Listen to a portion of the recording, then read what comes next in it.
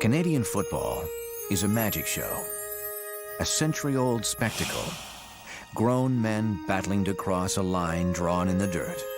It is a game filled with heroes, great players and great teams, bringing championship pride to their faithful fans. The field is a battleground where skill and determination are the tools of the trade.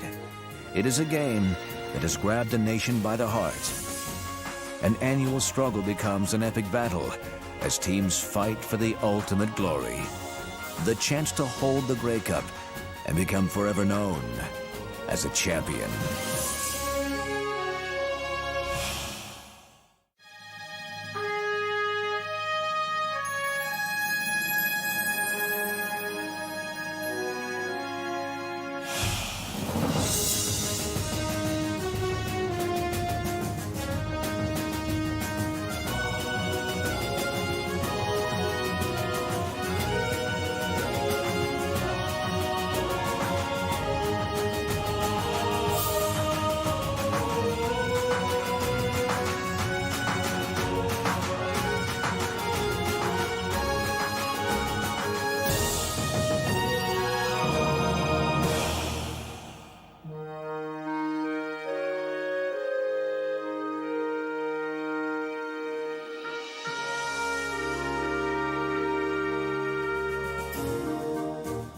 Canadian football was born in the mid-1800s, a child of rugby reshaped by robust young men off on a new world adventure. The version they devised, rougher, tougher, bloodier, found a home on university athletic fields where the student body became the game's first fans. But this wonderful new game was strictly a Canadian phenomenon until a fateful weekend in 1874 when the men of McGill University accepted an invitation to play 2 matches at Harvard and found the Americans playing a different game entirely, an offshoot of soccer containing little of the rough and tumble chaos now so dear to the Canadians' hearts. They played 1 game under the Canadian rules, under McGill's rules, 1 game under the Harvard rules. In the end, Harvard enjoyed the type of football that McGill brought so much that they wrote away to rugby school in England and they got the official rugby rules. The game of the North was now a cross-border phenomenon. Soon, it spilled over the campuses and into the cities, then west with the settlers. No longer merely the sport of the educated elite, it became the game of the working masses. Teams sprang out of meetings held in rooms over grocery stores, in mechanics halls and rowing clubs. Bankers bashed ironworkers. Lawyers took their lumps from lumberjacks. Leagues were born, collapsed, and rose again. A new country had a new game and new heroes.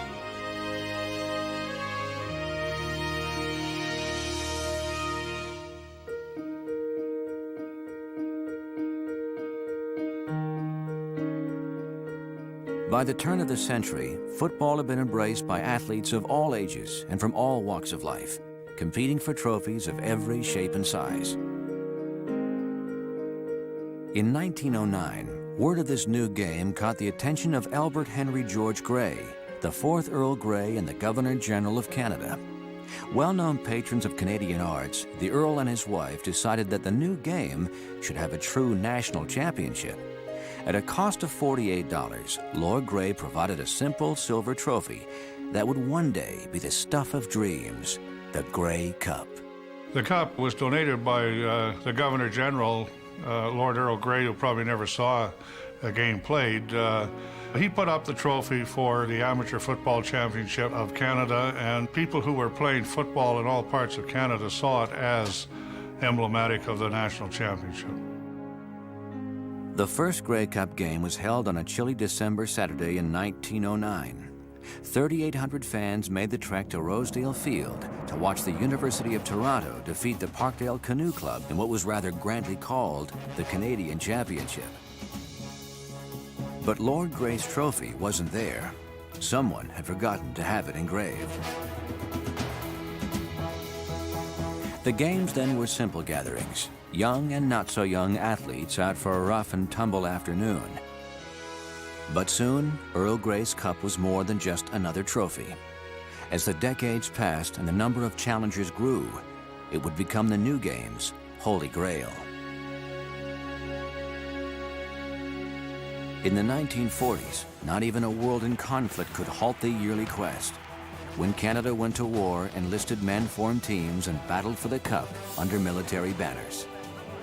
Through rain, fog, mud, or the chill of Canadian winter, the Cup chase never faltered. Now the pursuers wanted more than the championship.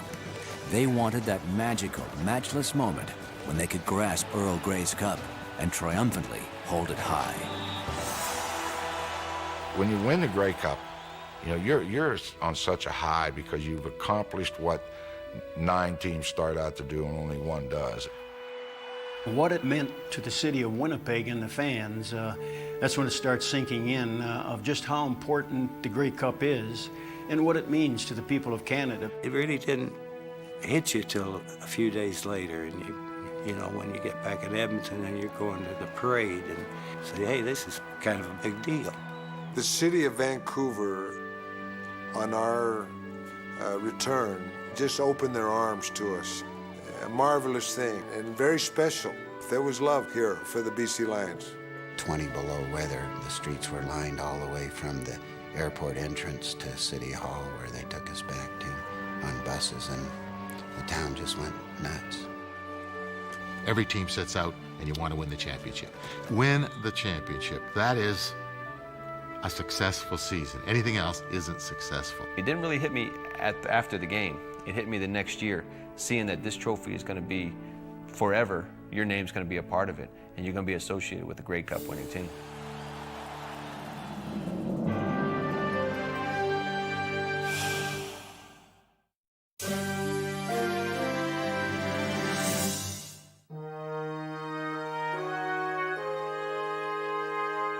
Canadian football's eastern roots gave this rugged game at least a touch of refinement. Out west, settlers toughened by hardship and prairie winters reveled in their own bone-crushing version, fought with a ferocity and abandon that turned a simple game into a no-quarter battle. They just threw money into the pot, and the first one that drew blood got the money. There were a lot of broken bones and broken noses and front teeth missing and that kind of thing.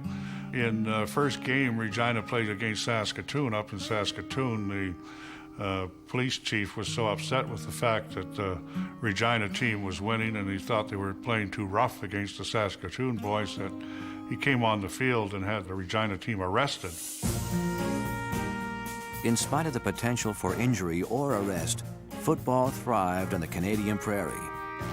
The Hamilton Tigers became the first team to journey west, playing exhibition games in Winnipeg, Moose Jaw, Regina, and Calgary.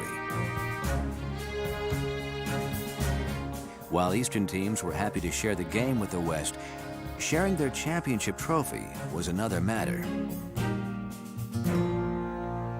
Only Eastern teams would play for the Grey Cup, and in 1911, the Calgary Tigers won the championship of the West, and they challenged. They wanted to play in the Grey Cup, and the CRU wouldn't let them. They would turn them down. They said, you didn't play in the East, you can't play challenge for the Grey Cup. Finally, with great reluctance, the Edmonton Eskimos were allowed to come east in 1921 to challenge Toronto for the right to sip from the Earl's silvered mug. Their timing couldn't have been worse. They ran head-on to the man known as the Big Train, Lionel Conacher. They ended up losing 23-0 in that game. Conacher, as a matter of fact, scored 15 points and halfway through the third quarter had to leave because he had a hockey game that night. Hockey and football were just two of the many sports on the Conacher resume, all played so brilliantly that he was named Canada's Athlete of the Half-Century.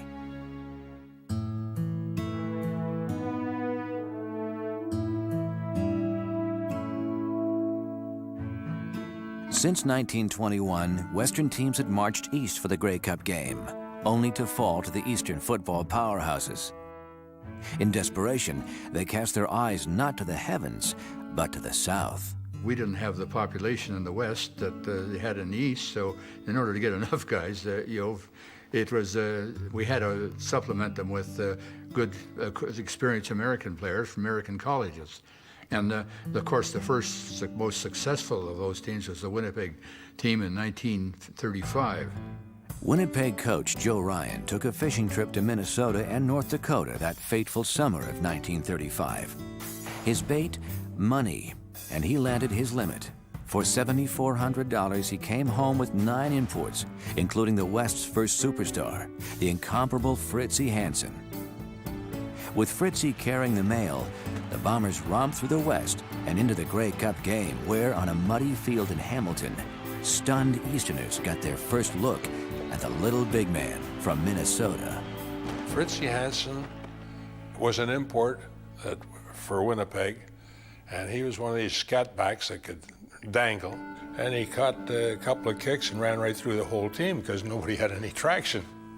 He had the whole field to himself, and he made the game look easy for Winnipeg, and he made a great name for himself. In Fritzie and Friends, the Canadian Rugby Union did not see players of great skill. They saw a threat to the very game itself, with teams buying championships and Americans shoving local boys off the roster. Their solution: change the rules. The CRU decided that they didn't want these American imports coming in specifically to win a competition. So they passed what was called a one-year residency rule. And they said that any American playing in the Grey Cup game had to be in the country for at least 1 year prior to the game. American imports were now a fact of Canadian football life. Although their numbers increased with the years, they did not destroy the game as the CRU had so darkly predicted.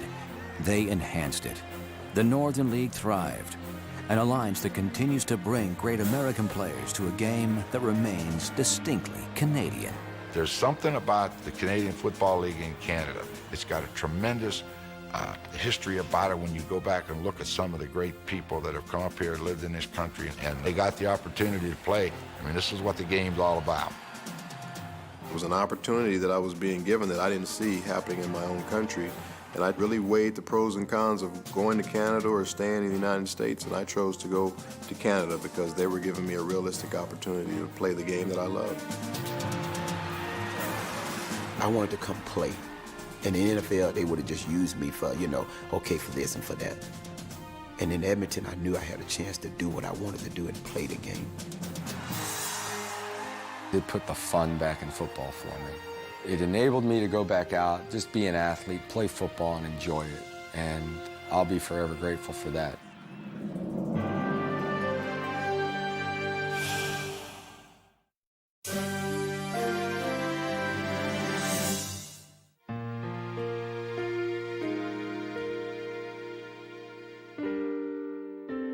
During the Depression, there was seldom a penny to spare for children's games. But kids who longed to play football could always find a way. Nobody had a football, so we'd take somebody's cap, you know the old caps that the kids used to wear, you'll see them in pictures, and stuff it with padding, and we have no kicking game, so it's a running game only, and that's how we got started. All our footballs were homemade. We couldn't afford a football.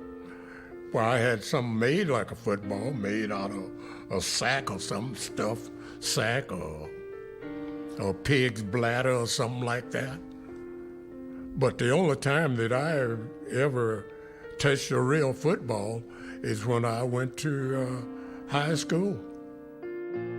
But young boys become young men, and there are real footballs to be thrown and real games to be played. As a pastime becomes a passion, a game becomes a way of life. Though the stakes grow higher and the win's more important, it all comes down to a simple love of the game. Canadian football was plain, old-fashioned mayhem. You played it, in my day, you played it because you loved the game. The players didn't make any money. And so they all held jobs. Stukas worked for the Star.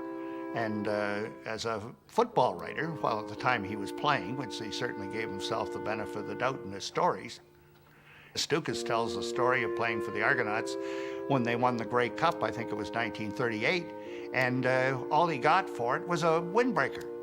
He says a really nice windbreaker. Though the players weren't making any money, they could see by the crowds paying their way into the parks that someone was. They decided it was time they got a piece of the pie. The man the Toronto Argonauts picked to plead their case, Ennis Stukas. Management was quick to respond. How dare this goddamn football player ask for money? We let them play. We give them great uniforms. We go to the best hotels when we go out of towns. Holy mackerel, and now the guy wants money?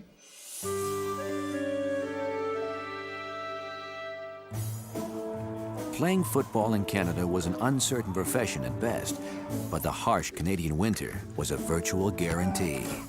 I used to die in the cold because you have the lighter uniforms on, so every time you hit the ground, you took a chunk out of your hide. You literally did take a chunk out of your body. And the most painful thing I had to do that day was take a shower. It was so painful to get in that water. In our first game, the referee had to stand under the goalpost. It was snowing so hard to see if the ball was going through on field goals and extra points. And I'm saying, what did I get myself into here? I'm cold.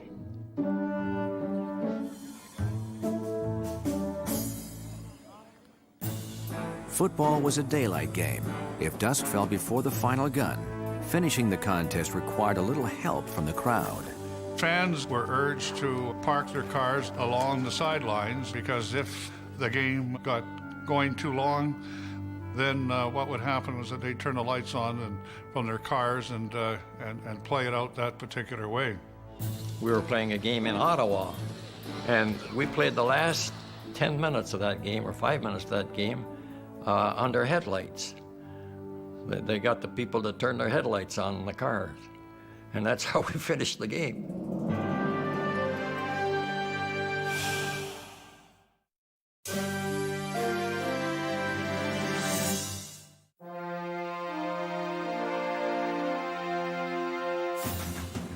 By the 1930s, football had been in Canada for better than a half-century, and still the game looked a lot like rugby.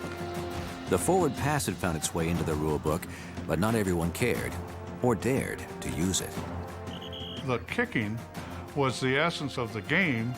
What the guys did is that they punted the ball and then ran down underneath it. As the forward pass came in around 1930, there were different rules. For example, if a pass was incomplete, it was a fumble, and so it was used very judiciously. The man who changed all that was Warren Stevens. In 1931, he threw the Grey Cup's first touchdown pass in Montreal's 22-0 win over Regina. But change requires time. While the forward pass could be a quick and devastating weapon when successful, throwing the ball was still no simple matter. To be honest with you, we didn't throw that many passes as they do today. The darn balls, they were almost like a soccer ball. It was very difficult to grab a hold of the darn thing, so you laid it on the palm of your hand and threw it. In other words, you didn't grip it. Well, the ball we used was relatively primitive because it wasn't dimpled to enable the quarterback to grasp it easier. And when I look at it, I can't believe the size and the shape compared to how it is today. Pass, run, or kick, the name of the game was hitting, and the padding offered little protection. The equipment I used, people would laugh at.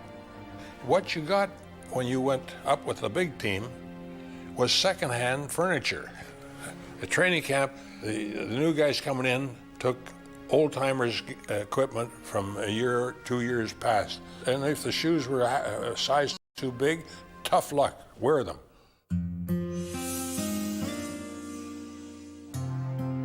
The post-war years were a boom time for Canadian football.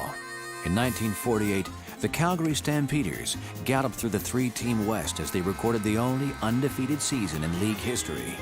Heading east, the 4-day train trip became a traveling party as the Stampeders made the cross-country trek to the Grey Cup game.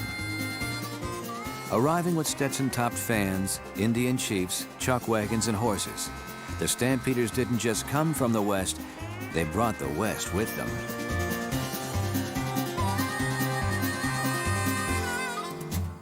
The 1948 Grey Cup game was pivotal in turning a celebration into a national festival. The Calgary Stampeders brought their chuck wagons, loaded them on the train. They had flapjack breakfasts. They had horses parading through hotel lobbies. It gave it another dimension. And from that time on, I think almost every Grey Cup game has been measured by what happened in 1948. The Stampeders did more than defeat the Ottawa Rough Riders 12-7. Their victory and their fans' Western exuberance turned a 3-hour showdown into a week-long hoedown, and the party has never stopped. Grey Cup Day has become Grey Cup Week. A game once of regional interest is now a national obsession. And so, the story of the modern-day CFL begins. It is the story of a league often battered but never down, of a game that is an important thread in the Canadian cultural fabric, a game that is ours and ours alone. Canadian football is something I was brought up on. I love the game because it's quick. It has always allowed the quarterback to be able to run with the ball, and I thoroughly enjoyed that challenge. The excitement in the game, in a Canadian football game, with the 3 downs, with the wider field, with the kick return, it may be the best game in the world to watch on television. It's so fast, it's so wide open, and I think it speaks to my personality. It's sort of a living on the edge type of football game. It's exciting. You're never out of a ball game in the Canadian Football League. And as a quarterback, that's all you want is a chance. You want to have the ball in your hands with 1 minute to play and give your team a chance to win the ball game. The Canadian Football League is arguably the most significant cultural institution in the country as it relates to bringing cities across the country together. It's the one thing, the one professional sport that we have left that we can say is purely Canadian. It's the only one.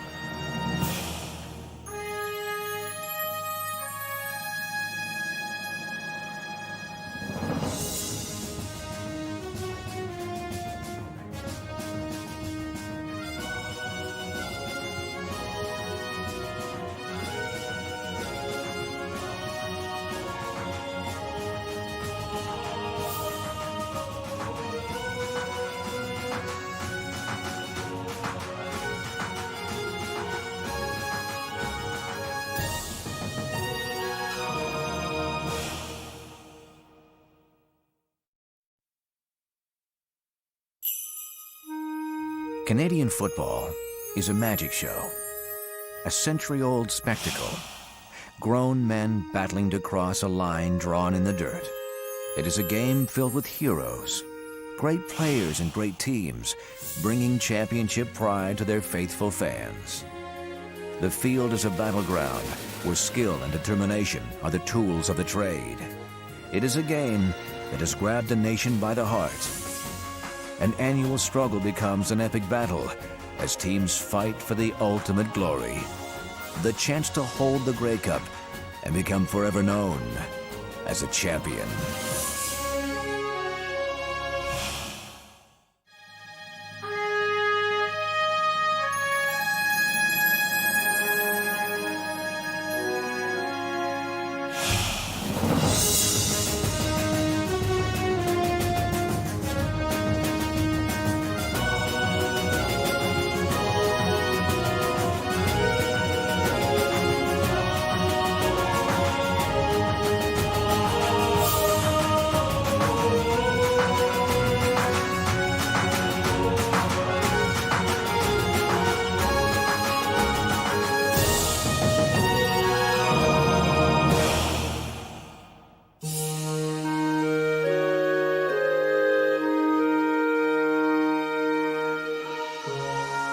At the dawn of the 20th century, Edmonton had little in the way of big city life, but it did have Canadian football.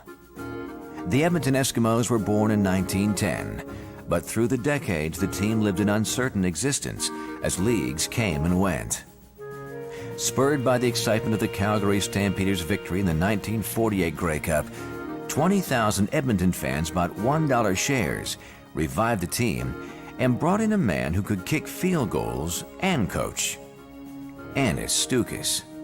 Stuke came in here, and boy, he talked up a storm. He was wonderful because he spoke everywhere. He was around the city, and he did more off the field maybe than what he did on the field and in coaching the club. I'm not saying the club was bad, but I mean, you know, they were starting in '49, but if you wanted to make an impact, Anis Stuke has made an impact. Stuke spent 3 seasons in Edmonton as the Eskimos assembled a powerful roster, including Billy Vessels, outstanding receiver Rolly Miles, the China Clipper Normie Kwong, and perhaps the greatest of them all, an all-round athlete from Mississippi State, Jackie Parker. I really wasn't expecting to ever make a living playing football. I thought I might be able to be good enough to make a living playing baseball. And Darrell Royal, who was my backfield coach in Mississippi State, went to Edmonton as head coach. So he came back and he said, you know, he says you'd really like Edmonton, you'd really like the way they play football. He says, I think you got a really good chance up there. In 1954, with Bernie Filoni at quarterback and outstanding rookie Parker at halfback, the Eskimos captured the West, earning a trip to the Grey Cup. Facing the Eastern powerhouse Montreal Alouettes, few gave the Eskimos a chance. They were huge underdogs. They were going up against the mighty Montreal Alouettes. There was no interlocking play in those days, and so they'd never seen one another. And no one gave the Eskimos a chance. It was really strange to me because we went into that 1954 game, read all the press clippings about the Montreal Alouette team, and saw Red O'Quinn, saw Echeverry, saw Hal Patterson. They were just a massively talented team, and we wondered, I wondered anyway, how we'd ever beat them. The Montreal offense lived up to its reputation, but the Eskimos battled back. With less than 3 minutes remaining and the Owls threatening to put the game away, Montreal halfback Chuck Hunsinger fumbled, and Jackie Parker raced 90 yards into history. When I picked the ball up, it really was just a matter of running, and Sam Echeverry, the Montreal quarterback, was about 10 yards away, but I had a little more speed than Sam, and I had an edge on him anyway, so it was just a matter of running it down the field, and it turned into being quite a play. Parker's touchdown and Bob Dean's point after gave the Eskimos the win and their first Grey Cup championship. For Parker, the victory brought both elation and relief. When we finished the Grey Cup that day, I was tired, and I was pretty beat up. So it was just a matter of, you know, it was jubilation, it was joy, it was happiness to win. But, you know, it really didn't hit you till a few days later. Then you really, you know, it really kind of hits you then. Say, hey, this is kind of a big deal. Edmonton's surprising victory marked the beginning of a dynasty. For 3 consecutive seasons, Eskimo fans would celebrate as their heroes defeated the Eastern champion Alouettes in the Grey Cup final. While the Eskimos boasted a star-filled roster, it was Jackie Parker who shone brighter than all. Jackie Parker is the best ever did it. The guy played halfback, defense and offense halfback. The guy played quarterback. He punted the ball. He kicked off. He kicked field goals. He did everything but sell tickets. He could do anything you asked him on the field. He could run back kickoffs if you wanted him to. He could play defense, and all this on a pair of legs that you wouldn't believe could carry him across the street. But he was really an amazing athlete. I had nightmares about that guy because, you know, there's some people that that have the will, you know, the will to win, the will to do things. And he willed himself to do a lot of things because you look at him, he's not a, you know, he's a spindly-legged, you know, kind of a guy, but a great competitor. When you put Parker, Jackie Parker, Johnny Bright, Normie Kwong, I mean, that was a tough act to beat.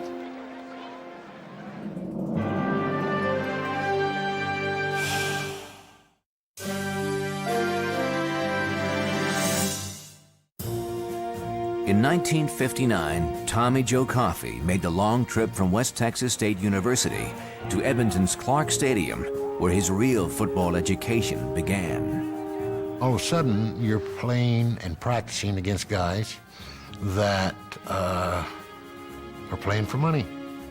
They're paying to feed their families. They're paying to pay the rent. They're paying to pay the mortgage on the house or the car or whatever the case may be. And it's dead serious. We had 7 people competing for the position I was playing. So Jackie threw me a ball and I dropped it. Come back to the huddle and I said, sorry. And he looked at me and he said, no. He said, don't be sorry. We're gonna run the same play.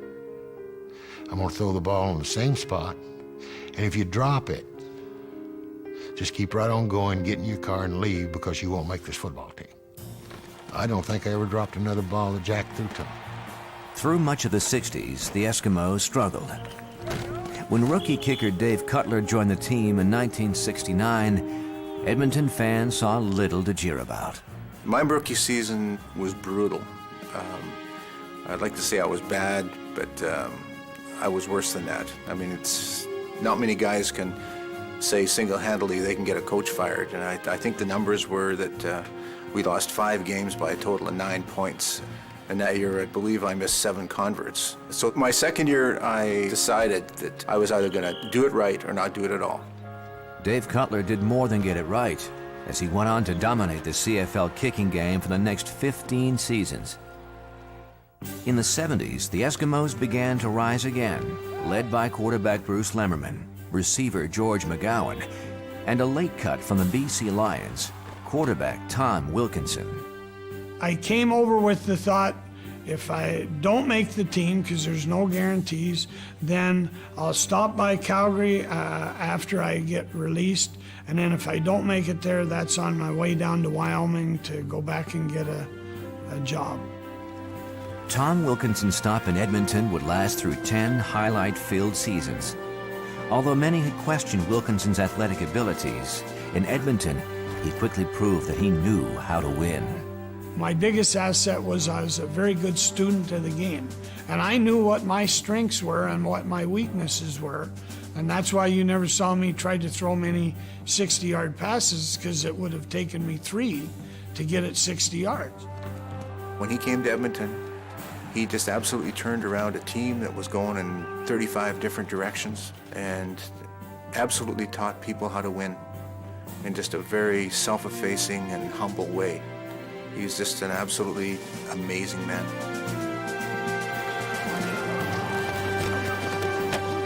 Ray Yock was the coach one year, and Wilkie went down in the game and had to be replaced for the last few minutes, and we asked him what's wrong with Wilkie. He said he sprained his fat. To me, that just sort of defined Wilkie, but he just somehow got it done. When they didn't have the ball, the Eskimos turned loose the Wolves, a defense led by Dr. Death Dave Fennell, and 1975 arrival linebacker Dan Kepley. Danny Ray, when he came in, you just knew that this guy was somebody different. I mean, he sat right across from me. And I mean, I just watched this guy look around the dressing room, and I mean, it was just like a caged dog. I mean, you know that this dog could get out and get after it. When you're 6 foot, maybe 205, maybe 210 pounds on your best day, I had to try to be crazy and do crazy things to make people either afraid of me or think I was 6'4", 245. There was to no extremes what I would go to make sure that I created the perception that I needed for me to get the job done. He was one of the few players I ever coached that actually speeded up as he made his tackles. His deal was to get you in the radar screen, and then he just accelerated right through and ran through you. He didn't tackle people in a beautiful way. It wasn't form tackling. It was a collision.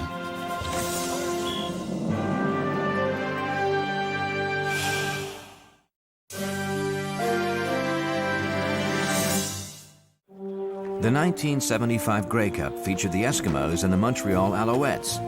When Montreal's Don Sweet missed a last-minute field goal, Edmonton celebrated a one-point victory. It was the third year in a row we had gone to a Grey Cup, and we had lost the first two. And I never doubted our ability to win or desire to win. What it did more than anything else was prove that you could do it. That 75 Grey Cup was probably the start of what the Eskimos started to become. Because that particular year we had won 5 or 6 games in the last 2 minutes. And all of a sudden, people started to fear what we as a team could do, and probably more importantly, what Wilkie and Bruce could do. In 1977, the Eskimos signed a coaching unknown, a 36-year-old with no professional experience, Hugh Campbell. When I was offered the job in Edmonton, I wasn't confident that I was qualified to take the job. Matter of fact, I was quite young, and so I had some doubts. I felt confident that I could do it if I could just get started, if people could believe in me. Despite his youth and lack of experience, Campbell quickly earned the respect of his players with his unique approach to the game. I knew that players were used to a long list of rules. Don't do this, be on time for this. I only had one rule. It was don't do anything that in the head coach's opinion is detrimental to the team performance. That was my rule. The 1977 Edmonton-Montreal Grey Cup became famous for the construction staples the Alouettes used for traction. On a frozen field in Olympic Stadium, Edmonton would never find their footing as they lost the game 41-6. To me, that was the best thing that could have ever happened to the Edmonton Eskimos, because as the local media didn't believe us, they thought we were making excuses. That made us work that much harder in the off season, that we wanted to go back to prove that we were a better team in that those staples did make a difference. It just became sort of a rallying point for us, that regardless of what circumstances, what hand you were dealt, we would shut up and play football. We could not wait until the 1978 season to play Montreal. We didn't care where it was. We'd have played them in a parking lot. We played flag football, but we were not going to lose to the Montreal Alouettes again. The 1978 Grey Cup would give the Eskimos their chance for revenge. But this time, there would be a new quarterback in the green and gold, a U.S. college star who was ready for the NFL long before the NFL was ready for him. That discrimination and stereotype made me both sad and angry because, I felt like it just wasn't fair, that I should get the same opportunity anybody else should. I should be judged on my abilities and not on my skin color or some stereotyping. Hugh Campbell came down and made known his interest in me as a quarterback. It was an opportunity that I was being given that I didn't see happening in my own country. And I really weighed the pros and cons of going to Canada or staying in the United States, and I chose to go to Canada because they were giving me a realistic opportunity to play the game that I love. When Warren Moon got here, he was absolutely everything I thought he was. And everybody said, boy, you really taught him. I said, yeah, what did I teach him? How to run real fast or to throw the ball 80 yards? I always thought it was a break for me that I was getting to play half the game. Everybody else said, well, that was really a break for him because he got to play right away. Well, he was good enough to play right away. Edmonton's triumph in the 1978 Grey Cup marked the beginning of the greatest dynasty in CFL history. Back-to-back victories over the Alouettes, followed by a decisive 48-10 win over the Hamilton Tiger Cats, made the Eskimos seem practically unbeatable. But in the 81 final against Ottawa, Rough Riders quarterback J.C. Watts took charge. As Warren Moon and the Eskimos struggled, it looked like Edmonton's championship reign was about to end. We were down 20-1 at halftime, and we're not getting anything going. And Warren is the starter, and Wilkie comes in late in the second quarter and puts on a show. I played a disastrous first half. Wilkie came in and kind of got us settled down right before the half. And in the second half, we were able to make some plays offensively. Our defense stepped up and really got us the football, shut them down. I think we had total focus that at some point we were going to find a way to win this football game. With an amazing 26-23 victory, the Eskimos' streak continued. Following the retirement of Tom Wilkinson, Warren Moon took over.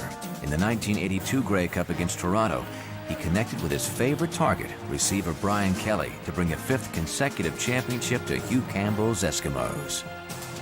We ended up winning 5 Grey Cups in a row. So I got 5 rings out of the 6 years that I was there. It was a great run, probably one of the greatest runs you'll ever see in sports. Again, I don't think you'll ever see a team win 5 straight championships in any sport, but we had a great run.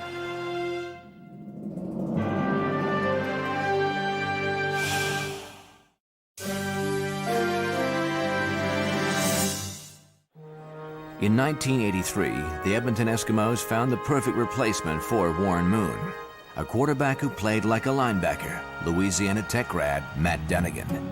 Matt Dunnigan was the first quarterback after Warren Moon, which is not you wouldn't think that would be a good time, but Matt was one of those feisty, smart, competitive quarterbacks, and he was cocky enough to replace Warren Moon and skilled enough. I didn't know who Warren Moon was.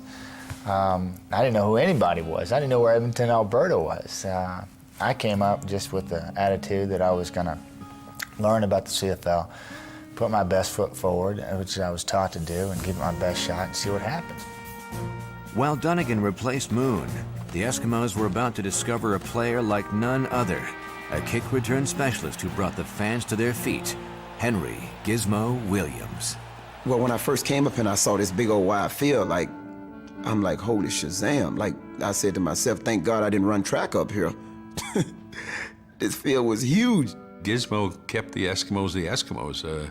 He had the sizzle. They didn't have a lot of steak through some of those years, but he just came in here and he just stole the hearts of the town, from the oldest little old lady in town to the youngest kid. They just loved the guy and what he did. The Giz had 2 speeds, fast and faster. I mean, you could turn it on. One time we were in Edmonton and Giz took off and I'm like, I got the angle on this puppy. He's about 30 yards away from me, still upfield, and I got the angle. I'm going to the sideline.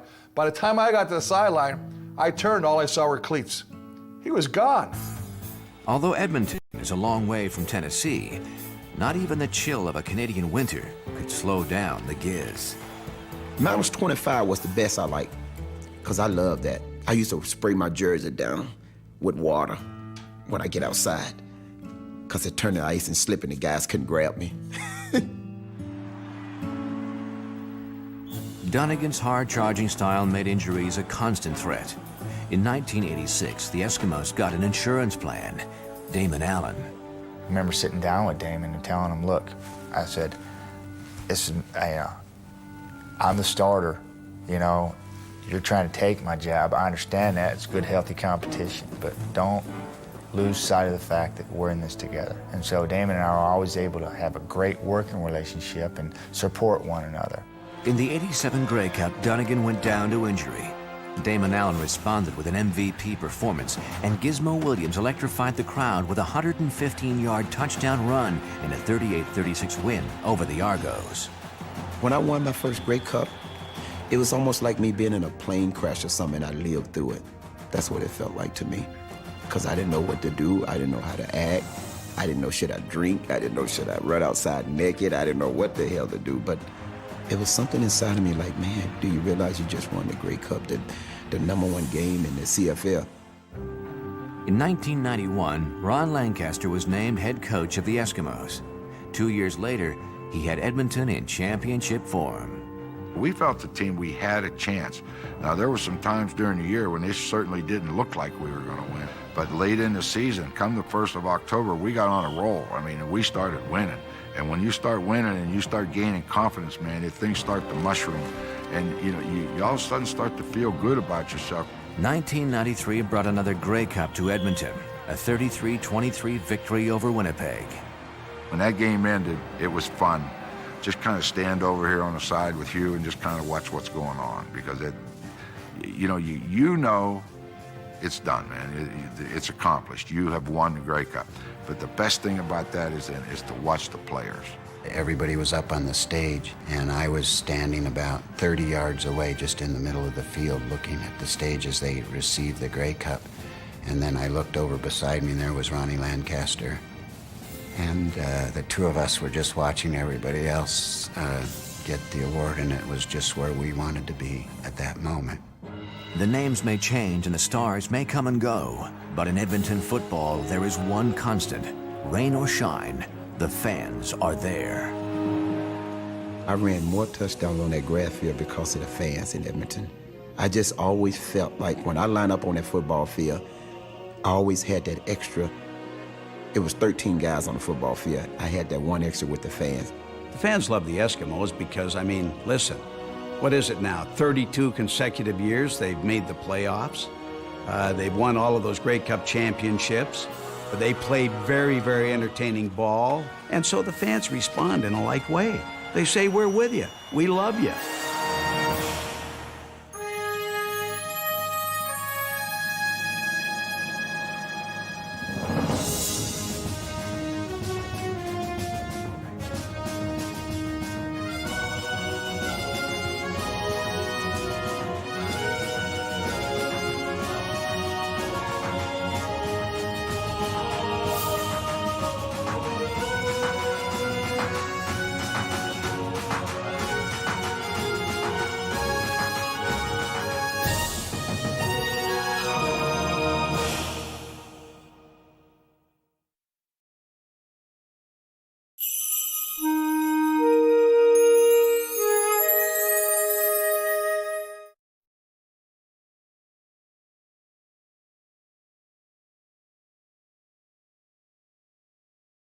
Well, now, a funny story that some people can relate to. I'm cleaning out a chicken house for cage layers. And it was hot. It was only about 105 degrees, and there's some kid drives up in a car, and he said, Tommy Joe, he said, there's some guy from the Edmonton Eskimos in the coach's office that wants to talk about you're playing football in Canada. Well, I said, man, I can't. I'm making 75 cents an hour. I can't leave here because I'll be there in a couple hours when I get through. And 2 hours later, I go into the coach's room, and a man by the name of Sam Lyle was sitting there. And he, at that time, was coach of the Edmonton Eskimos. And he was talking to me about coming to play for the Eskimos, and he was up at the board. He was drawing all the X's and O's and all of this and explaining the Edmonton Eskimos. And this guy's name's Jackie Parker, and this one's Johnny Bright, and this one's Rolly Miles. And he was impressing me with people. Well, I didn't know who they were. And I said, okay, I'll sign with the Edmonton Eskimos. Well, you know, they sent me a check for $1,000. Well, now, I was cleaning out a chicken house for 6 bits an hour. And $1,000 check that's more money than I'd seen in 2 years. And I tell people, well, look what I got. Well, where's Edmonton? I didn't even know the Eskimos played football. Well, yeah, they do in Edmonton. When I get to Edmonton, Sam Lyle is gone. I didn't know that. And at the time, the Edmonton Eskimo football offices was on 109th Street in Edmonton. And I go walking in there and say, I want to see Sam Lyle. Well, Sam not here, not with us any longer. The man's name is Eagle Keys. He looked at me and he said, coffee, and he always does this kind of thing when he's got something to say and he wants to clear his throat and get it out.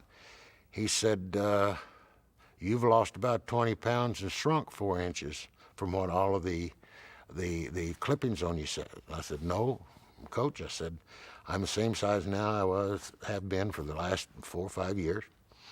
And here I am. He said, well, you're not very big. And I said, I may not be very big, but I said, Eagle, I'll put you in the Hall of Fame one of these days because I'll be the best football player you've ever seen. And he said, well, we'll look at you. Well, long story short, Eagle made the best decision that he's ever made. He kept me, and the rest is history.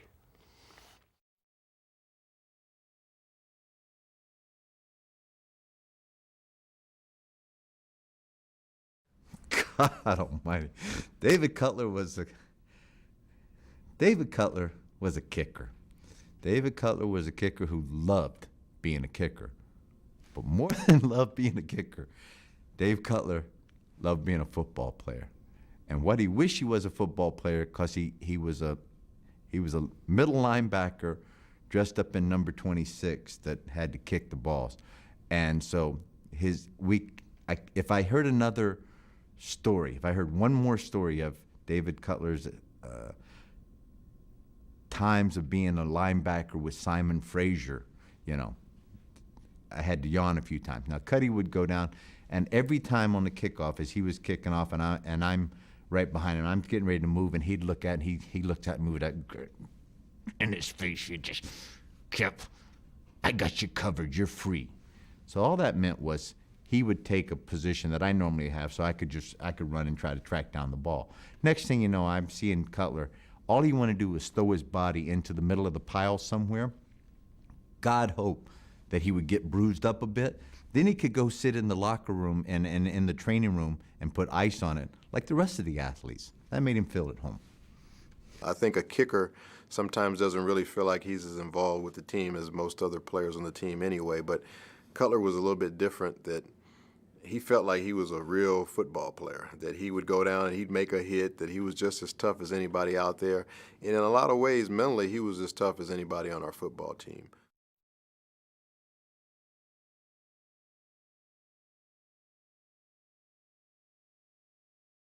I had no idea what a Grey Cup game was. I had never heard of this thing. We get to Calgary. It is, without a doubt, the coldest I have ever seen in my life coming from North Carolina.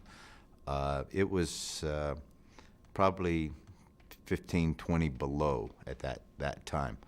And my father wanted to come up for the game.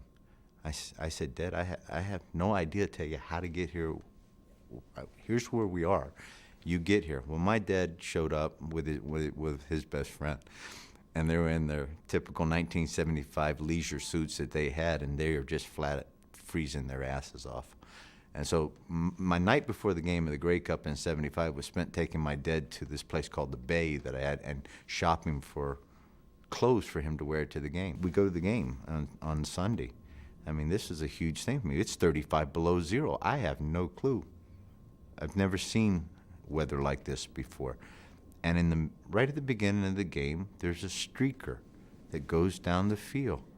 I thought, man, is this ever a great country. I got to lift the Grey Cup. I got to drink champagne out of the Grey Cup, which I had no idea what that was all about. I think one of my fondest memories was after the game. Everybody's gone, and it's probably when I go out partying with the guys, and this is the first time I've ever had a chance to experience a championship on a professional level. And it's probably about 5 o'clock in the morning, and I take a case of beer, and I'm heading down in the hotel, and I decide I just want to go sweat, just loosen, because I'm still cold from what's going on outside. And I open up the sauna, and there sits George McGowan, one of the greatest receivers and finest men I've ever had a chance to meet. He's sitting there with a case of beer, and we sit there together, and he starts telling me, some of the history and something about the game, and telling me some of the intimacies about the Edmonton Eskimos and the tradition and things like that. And later on, as it went on, I came to find out, what a man and what a legend that George McGowan was. I didn't know that, to begin with, but that was one of the fondest memories I have of the first Grey Cup.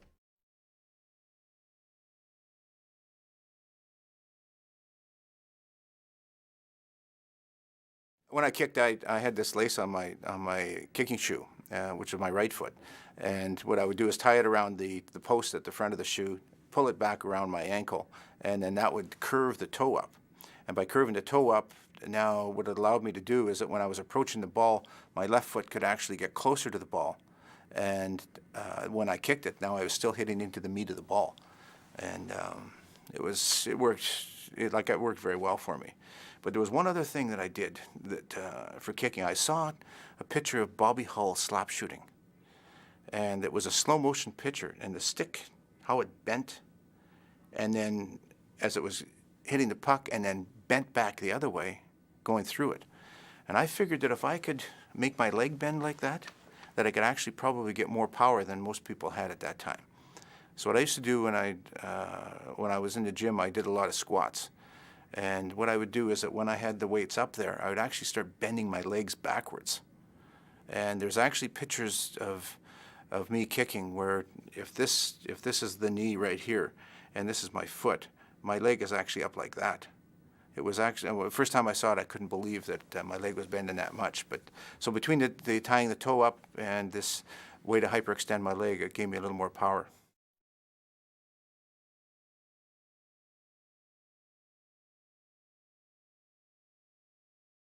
Jim Germany probably, in my opinion, was one of the greatest backs that has played in the Canadian Football League that didn't get his just dues. I mean, he was on a lot of Grey Cup teams. Jim Germany ran the ball as well as anybody I've ever seen. God forbid, he almost looked after the tackle like he wasn't going to get up on every play, like he was dead and get up, and the next thing you know, he'd take it and dash 40 yards. He was up over 1,000 yards just about every year that I was there, and a very, very valuable part of our football team, not only because of his running, but he blocked as well as any back that I've played around. He made our team a physical football team the way he ran the football, and then he could also catch the ball out of the backfield. So he was a very, very versatile part of our football team and kept teams honest. Even though they knew we were going to throw the ball so many times, they had to be aware of Jim Germany. We would not have been as successful as we were without a guy like Jim Germany carrying the mail for us.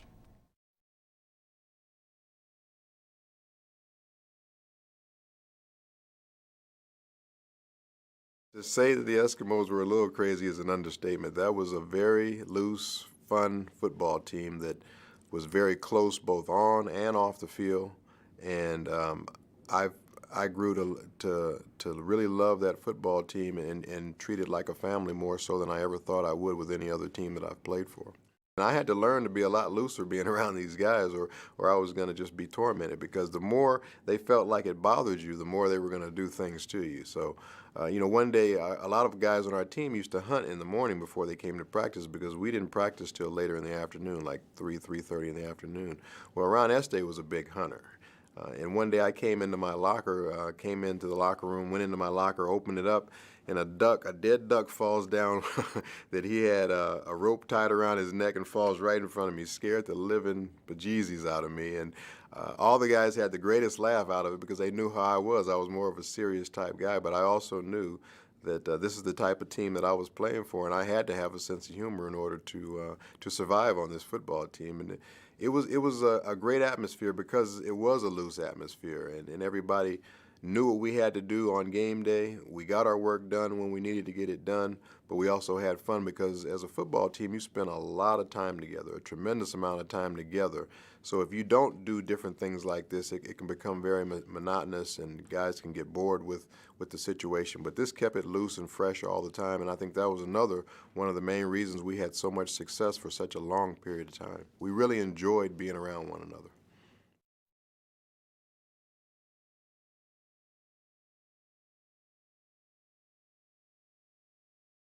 Brian Kelly was a strange duck.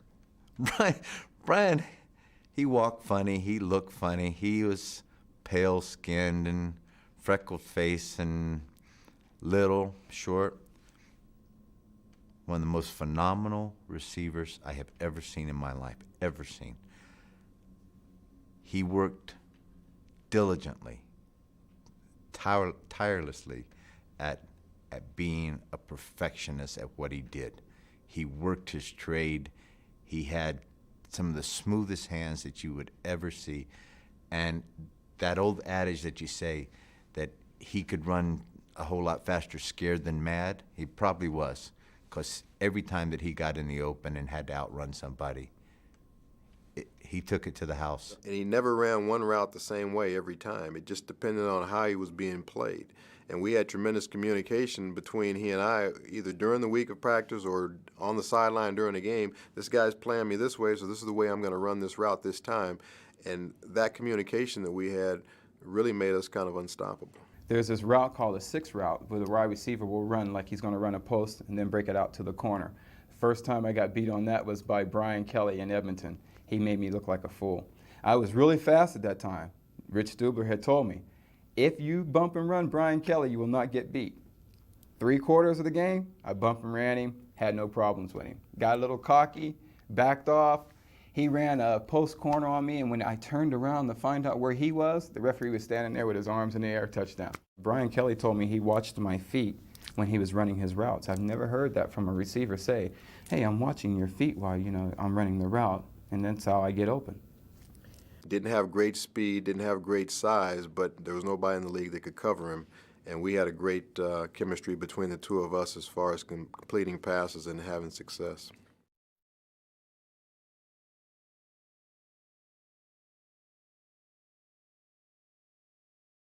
In 1982, during the first part of the season, we lost several of our offensive players. We lost Brian Kelly and Jim Germany. I think there was 5 starters out of the 12 players. And we ended up struggling quite a bit. And when we came to our Labor Day game, it was our 8th, and at that point in history, that was the halfway mark of the season. And we lost in Calgary on Labor Day, which is hard for me even now to say because that's not supposed to happen very often. But after that game in the locker room, it was a bit like the Alamo and Davy Crockett. I actually drew a line, with an imaginary line with my foot in the locker room.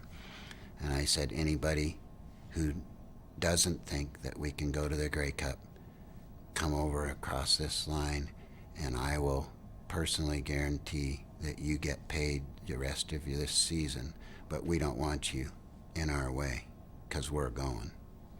And the players either didn't hear me, but for some reason no one came across that line, and we all left the locker room more on an upbeat than you would normally have after losing a game. And as fate would have it, we never did lose again. That was the last game I ever lost as a coach in Canada.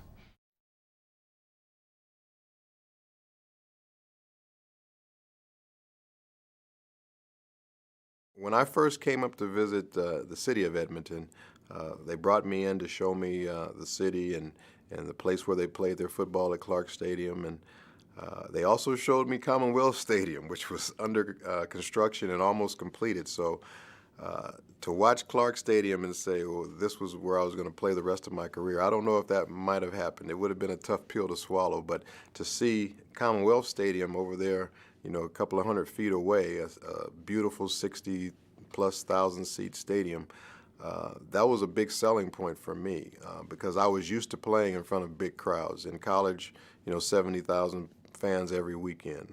In the Rose Bowl, over 100,000 fans. So to have a nice new stadium to play in was a big selling point to me. I don't know if it was a deal breaker if they didn't have it, but it would have been a tough sell for me to come up there and play in Clark Stadium. Clark Stadium was a very cozy, loud stadium, but just wasn't what I was used to. But I really felt the warmth of the city, of the people that I met when I was there, the teammates that I met when I was there. Really made me feel comfortable.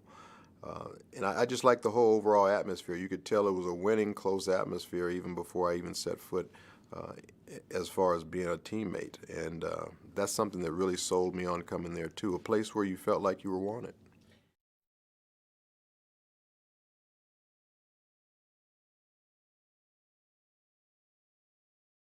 Hat Day is a tradition thing that goes around with the Edmonton Eskimos, that the day before the game, everybody wear a hat. You wear any kind of hat that you want to wear, do what you want to do, and you act stupid, we used to put on shows. And it's so funny, man. Hat Day, you go out buy the worst hat, the nicest hat, the ugliest hat, and we just come out dressed the way you want to dress. The day before the game, we needed to do something that was relaxing. I think that lots of times I had felt like teams would leave it on the field the day before a game. They'd build up to this game. They were really ready 2 days before the game because the coach can't do much the day before the game. The hay's in the barn the day before a game. I mean, you're ready to play now or you're not. You're not going to get ready the day before a game. So this was just a way to find the personalities of people and get to know one another. And that's what Hat Day was all about. We took Hat Day to another level. What we did with Hat Day was you did wear a hat, but anything went funny in that game, or anybody did something stupid during practice, anybody got a fight, we redid everything in practice at Hat Day. So if you was in the game and you ran a touchdown or you dropped the ball or you got hit and knocked out, somebody did that show on you the next day at Hat Day. So you made sure if you did something stupid or something crazy or whatever, Hat Day, you was the guy.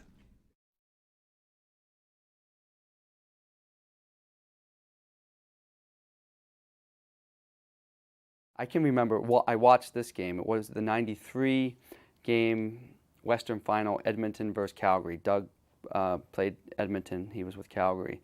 And that was the game that was about 40 or 50 below. That was just ridiculous. The field was ice and there was snow. And no one had any traction. They were just slipping everywhere. And yet there was one receiver for the Eskimos that was cutting on a dime.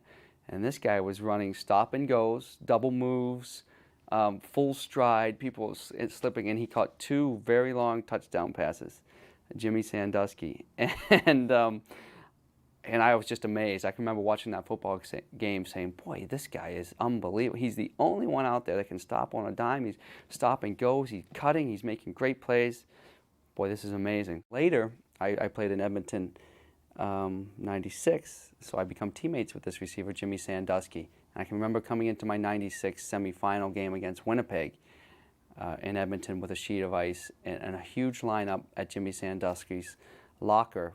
And he had a Black & Decker drill, and he's drilling nails into the bottom of these shoes and clipping off the head of the nail, so you have a sharp point where you can start to cut on a dime. And I said, aha, this is the receiver I saw in '93 tear up Calgary, and now I can remember why he was so successful that game. These things happen in the Canadian Football League, and I'm sure these aren't the only 2 games that this existed, but it all did come together that day on why he was running such great routes.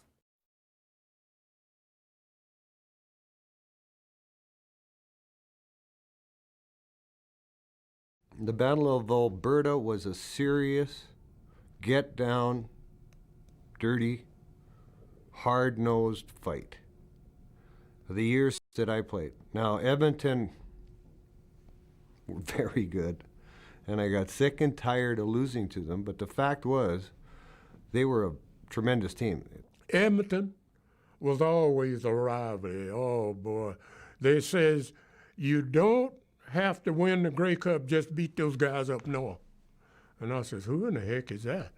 Well, you just beat the Eskimos, and you don't have to go to the Grey Cup. And I always remember going down there on Labor Day and playing against them, and being in the hotel the night before the game, and their crowd would be outside of our hotel trying to keep us up all night, ranting and raving and screaming in the night, so we couldn't get any sleep. Fire alarms going off during the night, anything they could do to disrupt us. It was a tremendous rivalry, but we came out on the top of it most of the time. To be honest with you, if I look at the 2 communities where Calgary is so close to the mountains, and I grew up around mountains, that would be the best city location-wise to be in. But they're red and white. I just wouldn't want to live there. If I went to Calgary and I wore some Edmonton Eskimo stuff, God, people swearing at me, cursed at me. It was terrible. But I got them back good, though. Because for the 1993 Grey Cup, me and Willie Pless, we bought 500 stickers, Edmonton Eskimo stickers. And everything we see Calgary Stampede on, we stuck a sticker on it. So it was 500 Edmonton Eskimo stickers sticking on something down there. That was a big rival. I didn't know, people hated me there. This one I never forget, this one old lady used to sit behind the bench. She had to be about 80 years old. And I go, Now, I was warming up on the sideline. She stood up with her cane. I thought she was joking at first. She said, "Don't you be running touchdowns on this football field." She pointed at me with her cane. I said, oh, grandmama. She said, "Don't you grandmama me, because if you do that again and run a touchdown, I'm going to hit you with this damn cane." I'm like, she taking it serious. Oh, she was like, really, didn't want me to be. She go, "You always taking the game away from us." And I'm like, wow, this made it interesting. But it was a big rivalry. I never could figure out why a city, those two cities could hate each other so much. It would have been nice to have seen Tom Forzani and some of those guys lift the Grey Cup, but not at our expense.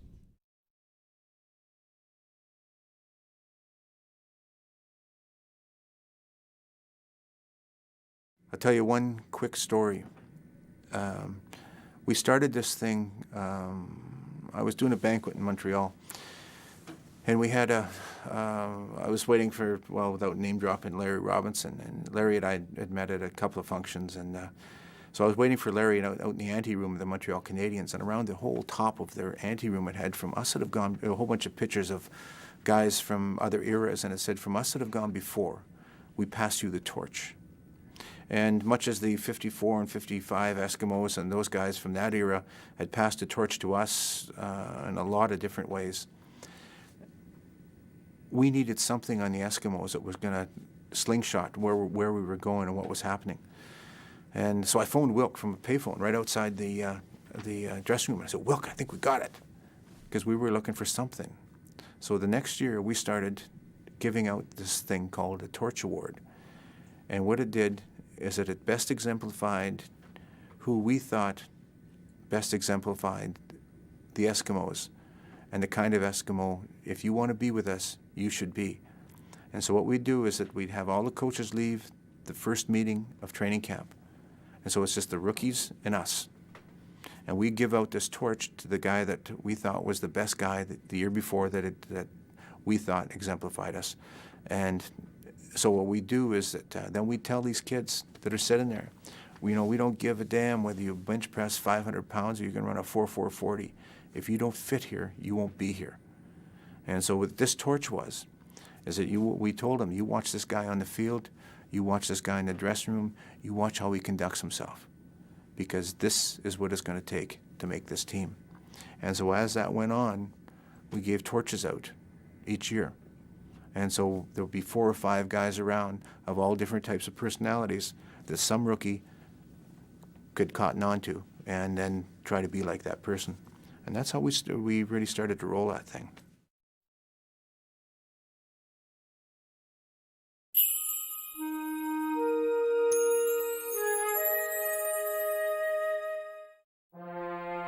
The ultimate goal in Canadian football is the Grey Cup. Since 1949, the Edmonton Eskimos have experienced the euphoria of capturing the national championship 11 times.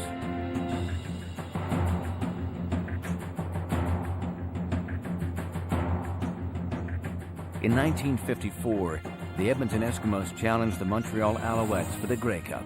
The Eskimos were considered underdogs against a Montreal team led by Sam the Rifle Echeverry. To counter the Alouette powerhouse, the Eskimos had Jackie Parker, whose immense talent provided timely plays. The biggest one of all came in the fourth quarter, when Parker scooped up a fumble by Montreal's Chuck Hunsinger and galloped 90 yards to the end zone to even the score. Kicker Bob Dean added the convert to give the Eskimos a 1-point lead. The youthful Edmonton team would hang on to upset the Montreal Alouettes with a 26-25 victory for their first ever Grey Cup in franchise history.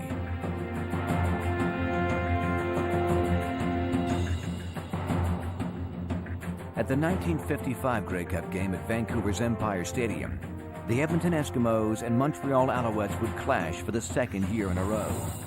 This time, Edmonton was the stronger team, and superstar Jackie Parker led the way by showcasing his talent at quarterback.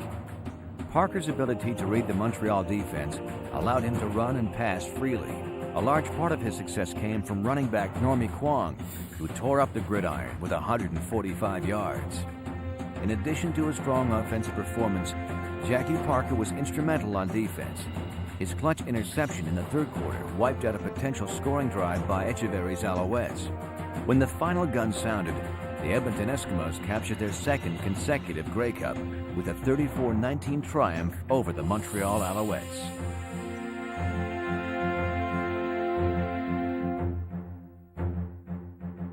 For the third year in a row, the Edmonton Eskimos battled the Montreal Alouettes for the Grey Cup. Canadian-born quarterback Don Getty directed the Eskimos' offense. Getty called end runs that spread out the field for the powerful Johnny Bright to run up the middle. Bright would set a Grey Cup record as he rushed for 171 yards. Jackie Parker also shone as he scored 3 touchdowns in a convincing 50-27 victory over the Montreal Alouettes and the third consecutive Grey Cup for the Edmonton Eskimo dynasty of the 1950s.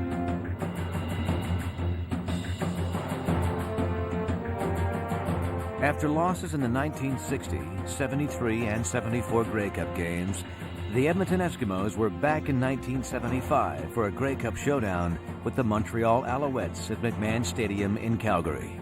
In the bitter cold, Dave Cutler kicked 3 field goals from long range to account for all of Edmonton's points. With a 9-7 lead and no time left on the clock, the Eskimos could only watch as Montreal's all-star kicker Don Sweet attempted a field goal from close range. It would miss, and the Edmonton Eskimos celebrated their first Grey Cup victory in 19 years.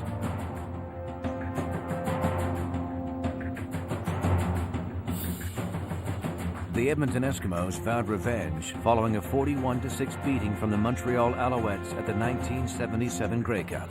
In 1978, at Toronto CNE Stadium, the Eskimos would have redemption. Edmonton quarterback Tom Wilkinson was masterful as he guided the Eskimo offense. Dan Kepley and Dave Fennell were relentless in their pursuit to contain the Alouettes' offense. It was the beginning of a dynasty as the Edmonton Eskimos emerged victorious with a 2013 triumph over the Montreal Alouettes.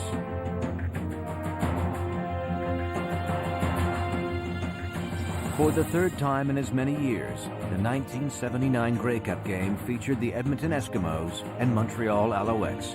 To achieve victory, the Eskimos would pay the price. Montreal linebacker Tom Cousineau was a one-man gang as he punished the Edmonton ball carriers with thunderous hits. Despite the havoc created by Cousineau, Warren Moon was able to connect for a 33-yard touchdown pass to Tommy Scott for what proved to be the winning points in a 17-9 victory over the Alouettes and the second consecutive Grey Cup for the Edmonton Eskimos.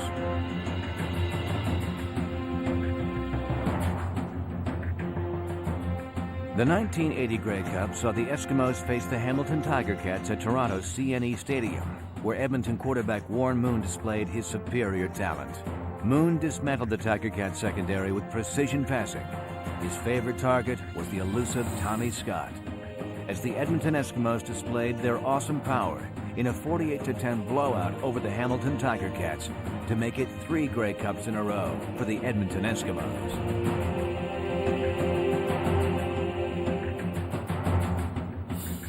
A year later, at the 1981 Grey Cup, the Edmonton Eskimos made the journey to Montreal for an encounter with the Ottawa Rough Riders.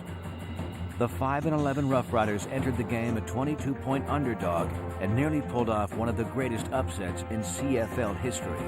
After the first half, the Rough Riders had a 20-1 lead over the mighty Eskimos. In the second half, fueled by desire, the Eskimos came alive as Warren Moon kicked the Green Machine into overdrive to equal the score. Dave Cutler capped off the amazing comeback with the game-winning field goal in a 26-23 victory over the Ottawa Rough Riders to capture a 4th consecutive Grey Cup for the Edmonton Eskimos.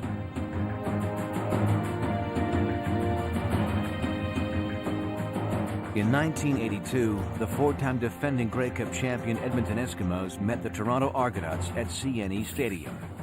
Warren Moon operated the Edmonton offense to perfection. In the early going, Moon orchestrated a successful aerial attack. When poor weather conditions shut down the airways, Moon shifted to an effective ground attack. The final result would be a 32-16 Eskimo victory over the Toronto Argonauts and a 5th consecutive Grey Cup for the most celebrated franchise in Canadian football.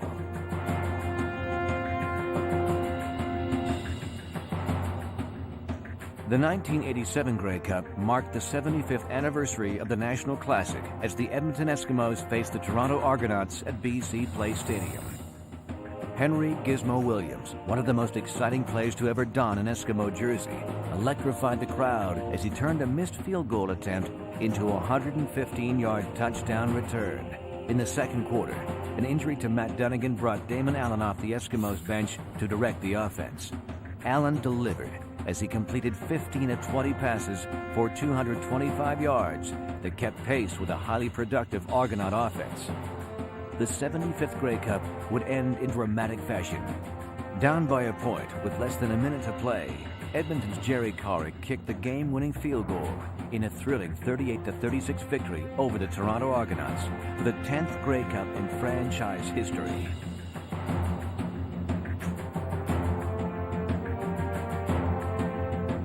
At the 1993 Grey Cup, the Edmonton Eskimos clashed with the Winnipeg Blue Bombers at McMahon Stadium in Calgary. Edmonton quarterback Damon Allen was expected to duplicate his heroics from 1987. Allen wouldn't disappoint as he threw for 226 yards and led the game in rushing with 90 yards. Combined with Damon Allen's MVP performance, 6 field goals from the boot of Sean Fleming helped lead the way to a 33-23 victory over the Winnipeg Blue Bombers. The Edmonton Eskimos continue their rich tradition as future generations strive to become Grey Cup champions.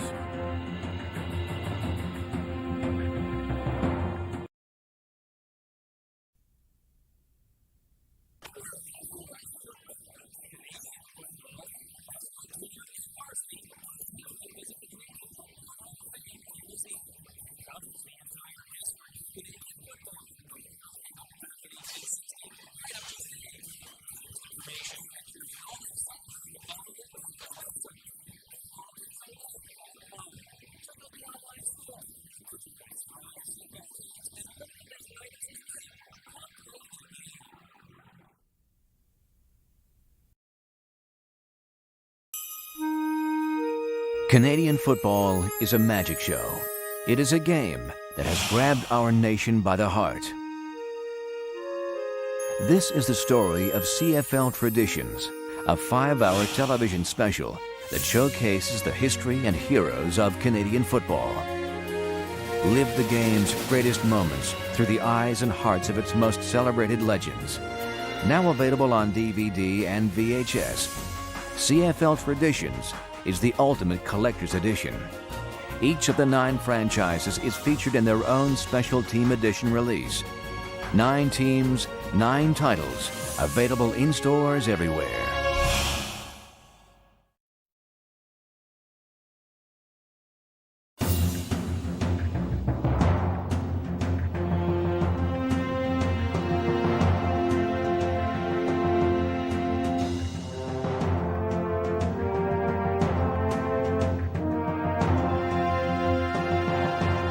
Canadian football is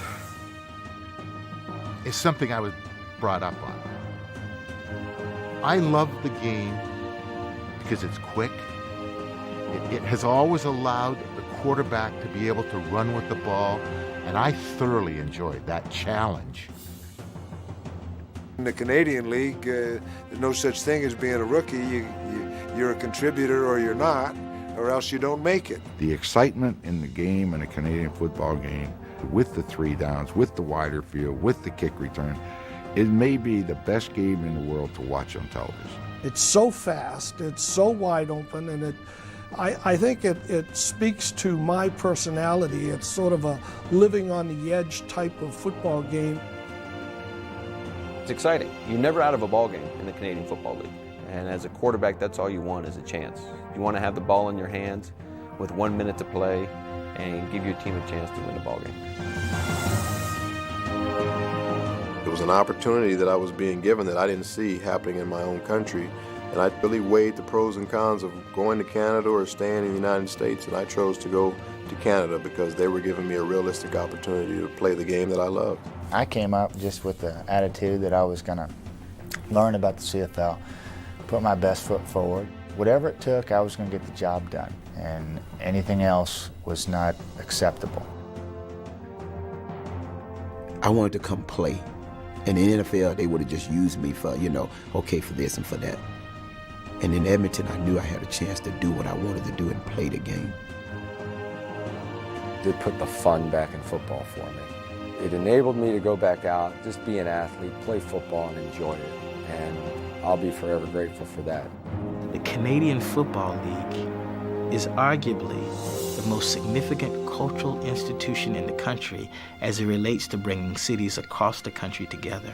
It's the one thing, the one professional sport that we have left that we can say is purely Canadian. It's the only one.